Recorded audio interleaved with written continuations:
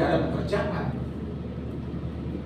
Contoh, ya lagi, kantor HCM kebakaran, kita disuruh tetap bekerja kan enggak? Itu namanya keadaan mendesak. PKWT yang kita tidak dibayar. Karena orang tidak ada tempat untuk bekerja, masa kita tidur dibayar? Ya, kan itu tidak masuk akal.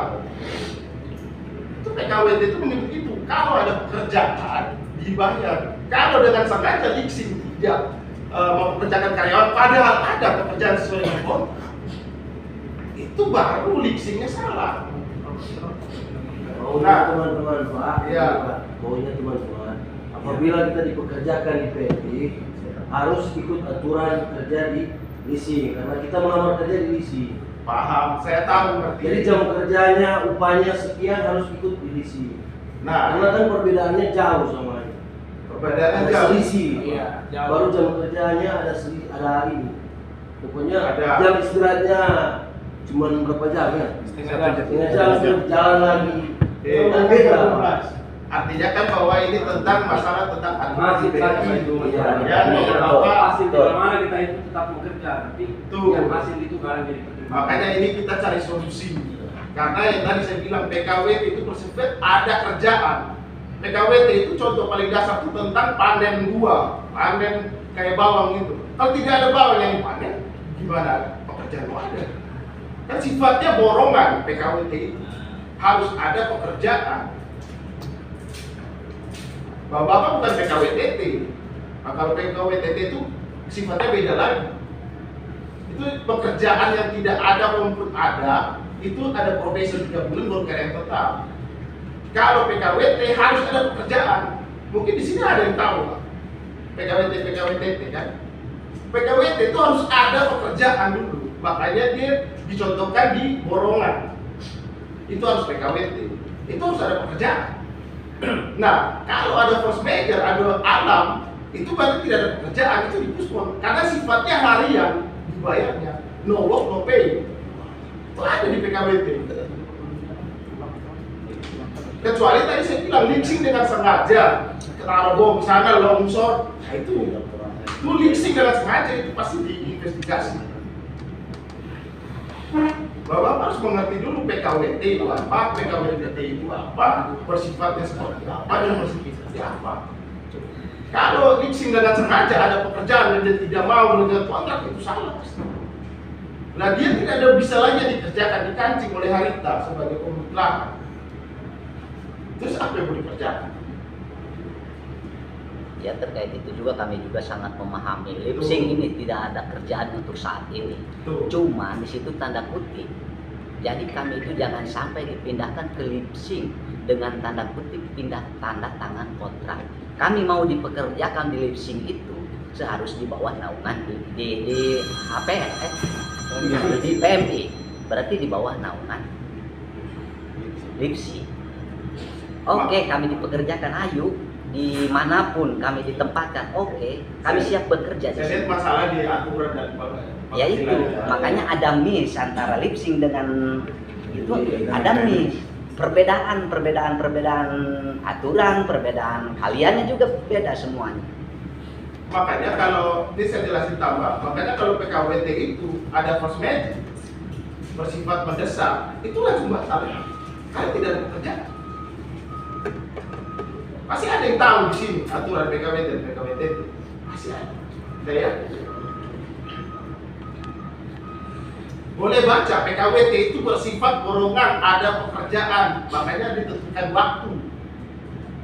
Kecuali force major. Ini mah begini Pak, maksudnya kita ini kalau masalah keaturan yang mungkin kita belum paham lah, oke bisa dikatakan belum paham masalah PKWT itu. Cuma kita ini nggak menolak bahwa kita mau dipekerjakan di PMI, nggak menolak.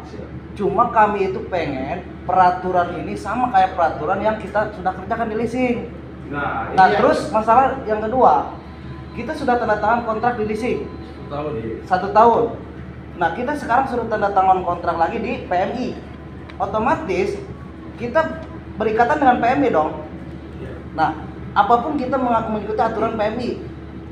Nah leasing ini Otomatis. Cuci tangan dia. Cuci tangan. Nah, itu masalahnya Pak. Sekarang dari kontrak 1 tahun bapak-bapak udah jalan berapa lama Pak? Udah ada. Nah, iya, Pak. Ada yang Beda-beda.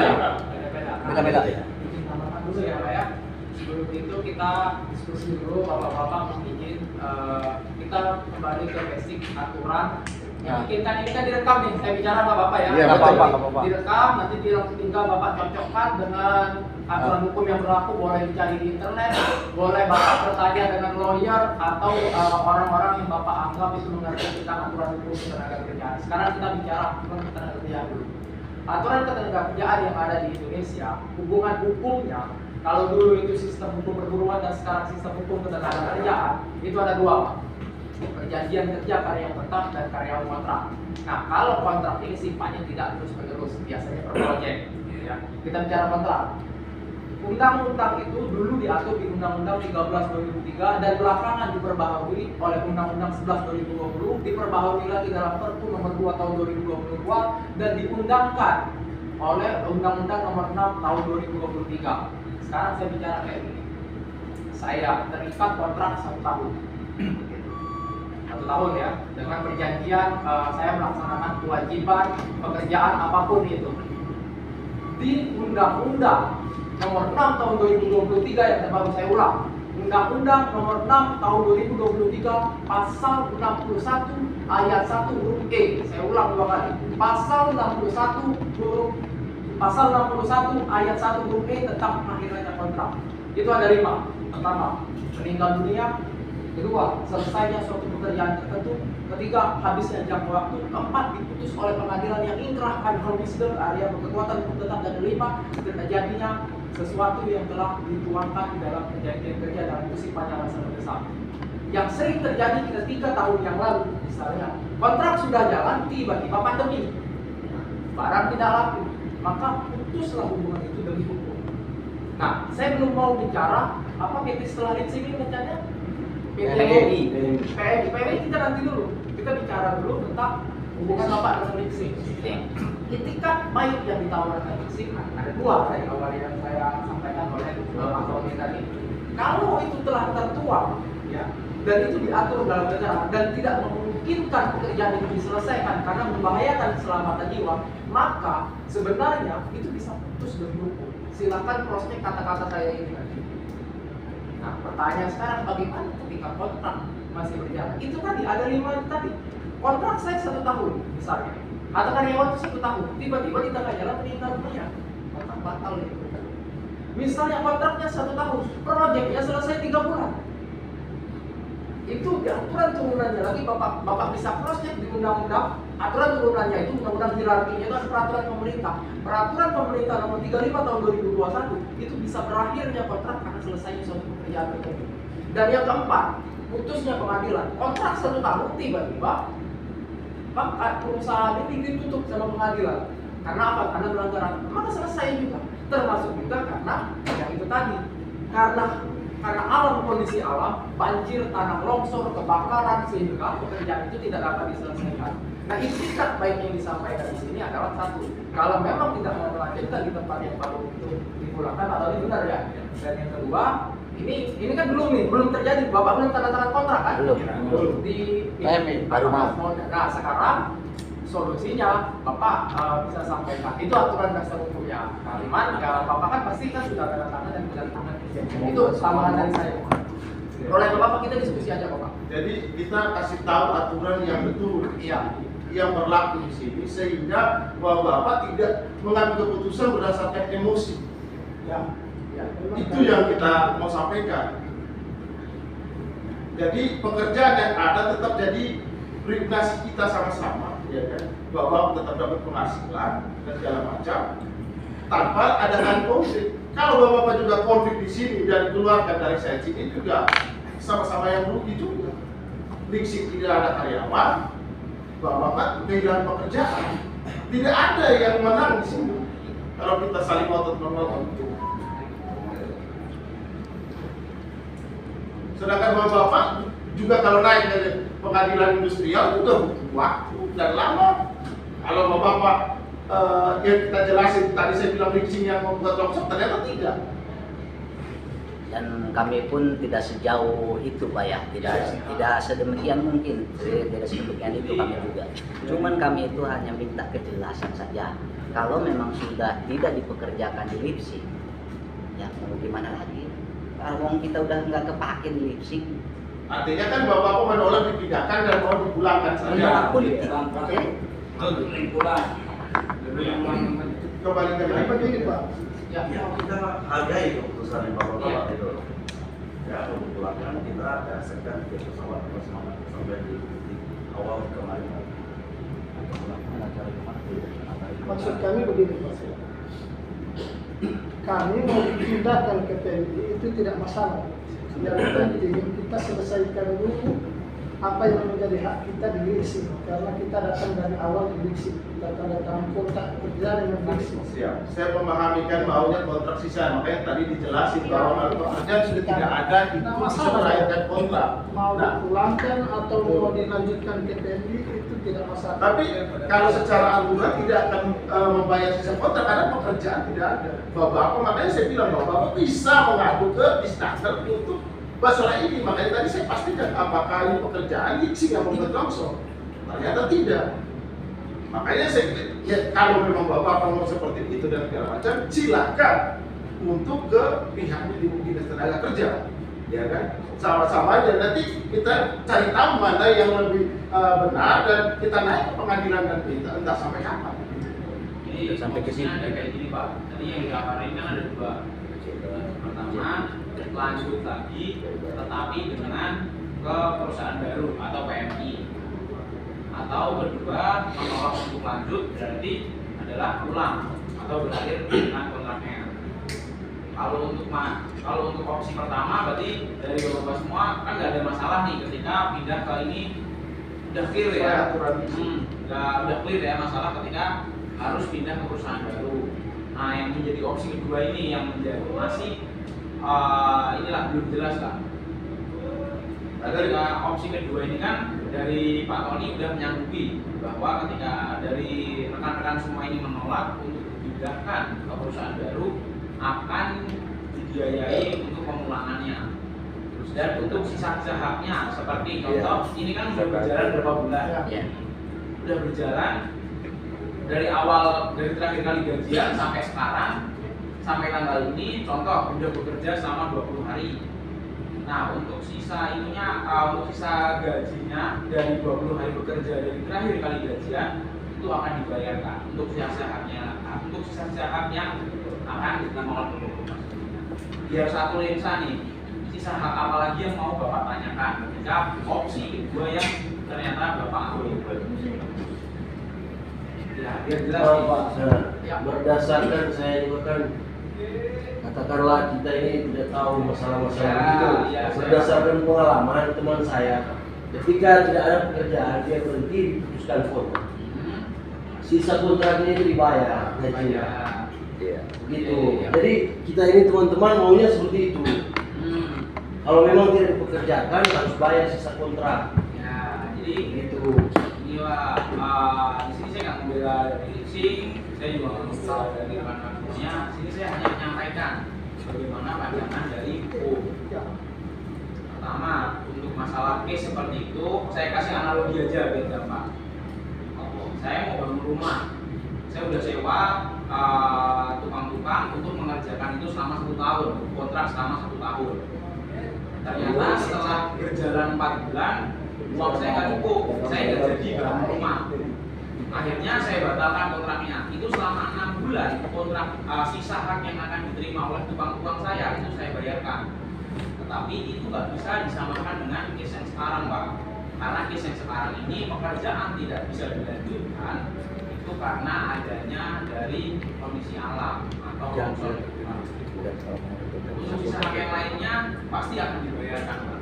Contoh sisa gaji yang telah bekerja untuk pemulangan ke tempat di mana dia diterima itu pasti akan dibayarkan. Izin menambahkan sedikit lagi Bapak ya. Ya. Apa yang disampaikan Bapak ini benar. Itu diatur di pasal 62 bunyinya seperti ini.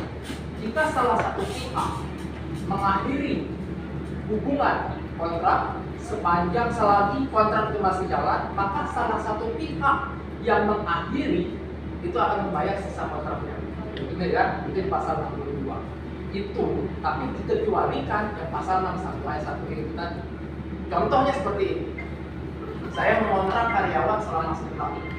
Dari sayanya yang sengaja, karyawannya tidak salah apa-apa, tidak ada alasan, karyawannya masih itu, pekerjaannya masih jalan, karyawannya tidak melanggar dan tidak pernah mencuri, maka berlakulah pasal 62 ya. Saya ulang pasalnya. Pasal 62 Undang-Undang 13/2003. Karena apa? Undang-undang itu masih berlaku. Jadi memang saya bicara aturan hukum ini ya, mungkin sekaligus kita sharing saja. Jadi kami tidak akan berbicara untuk menyampaikan lisan kami tanpa dasar hukum.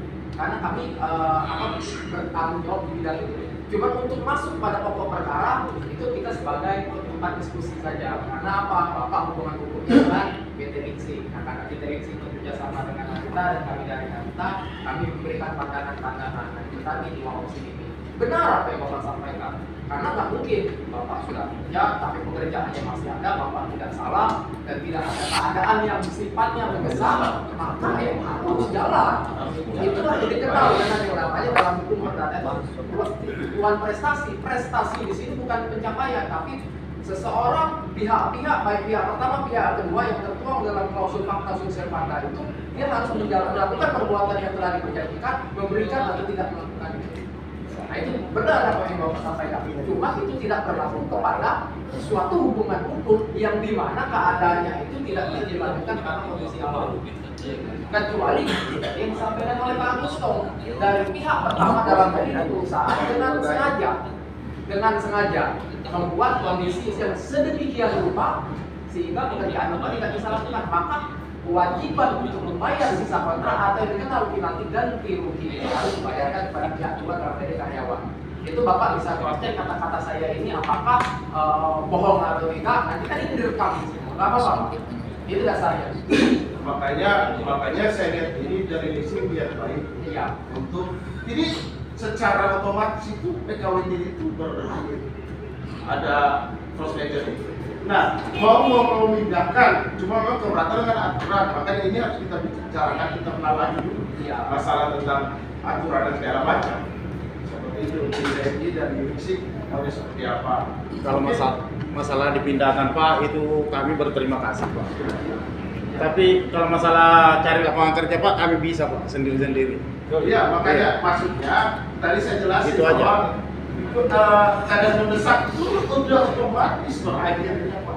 Boleh, silakan Pak. Begini Pak. Iya, ya. Pak, ini dalam keadaan kayak begini, kita bilang karena situasinya seperti begini, akhirnya perusahaan tidak mau lagi memakai kita toh. Tapi bagaimana kalau ternyata tiba-tiba terbukti mereka tiap hari juga merekrut karyawan baru lagi? Iya. Nah itu kenyataannya seperti begitu. yang sama. Iya, kayak kemarin ada berapa orang yang tes skill yang kami pantau di PMIS itu untuk di Lixin. Oke. Itu ada buktinya. Kita semua lihat Pak supir-supir di sana. Bupali kok yang antarin dari Lixin itu. Proyek yang sama kah atau proyek yang sama. baru Pak? Karena mereka kan tes skill di track di Hanpan kayak kita di sini. Pakai D30. Ya itu kan perlu dibuktikan dulu ya. Kita bicara makanya kita perlu bukti yang nyata aja sekarang apakah tempat kerjanya longsor betul dan apakah ini yang buat tidak. Saya boleh tanya. Boleh, silakan Pak. Tadi Bapak bilang tadi kan karena faktor alam sampai Siap. diberhentikan kan? Nah saya mau tanya Pak, kenapa kalau karena faktor alam sampai sekarang sampai hari ini masih ada pekerjaan? Pekerjaan masih banyak. Justru itu. Masih satu lagi Pak. Masih. Satu lagi. Ini masalah safety juga ini. Hari apa yang kita bekerja sore, safety kan sudah tutup area itu, area loadingan itu. Ini tak tahunya besoknya kita dipaksa lagi pergi loading di sini. Kita kerja lagi. Ya ini safety ini masalah K3 ya? Iya itu ketiga ya betul. Karena katanya ada anu dari atas. Tapi besok paginya kita disuruh lagi lanjut ke situ. Masuk lagi ke situ. Makanya ada kan malam gitu. Sudah berapa kali office itu yang adakan kemalangan itu sudah dipala, kita kerja lagi, paksakan masuk lagi kembali. Ya itu Sebenarnya ini perkara yang baru ya, kita fokus saja mengenai ya pekerjaan Bapak yang terhenti karena tanah longsor seperti ini. Dari penyebab itu sampai berhenti. Sudah berapa kali kemalangan itu Pak? kami dipaksakan masuk kembali lagi.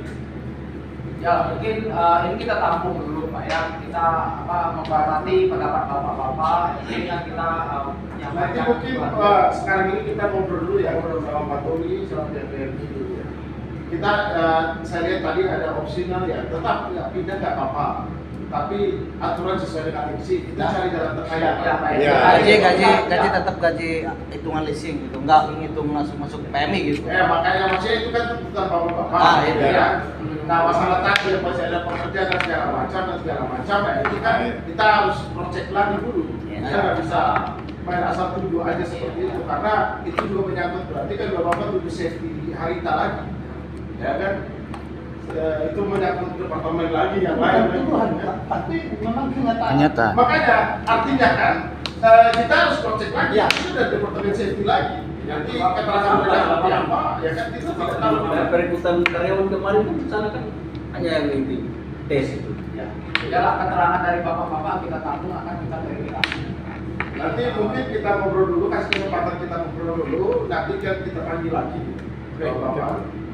Oke Pak, kita ini ada lagi yang mau ditambahkan. Kita kan namanya kan cari jalan tengah. Ya. Namanya kita semua punya pemikiran, punya keinginan. Memang ya nggak mudah menyatukan suatu kesepakatan. Tapi niat kita datang ke sini baik Pak. Niat kita untuk mencari supaya ada win-win solusi antara kedua belah pihak. Itu sih Pak. Oke, mungkin bisa kita ngobrol dulu ya. Bapak bisa minta tolong di tinggal dulu biar jam Ya kita ngobrol dulu. harus